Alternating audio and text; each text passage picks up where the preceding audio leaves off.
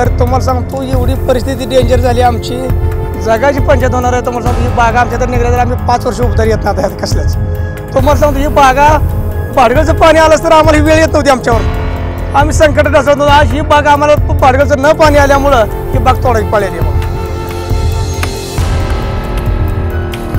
आणि ही बाग तोडून आता पर्याय नाही दुसरा आम्हाला मरण्यासाठी, एवढी परिस्थिती बेकार झाली.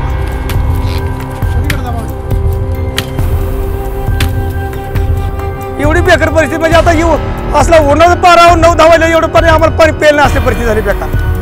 तो पण सांगतो आता 7 ते 8 लाख रुपये नुकसान झाली आमची, त्याला जगायची कशी एवढी परिस्थिती बेकार झाली आमची.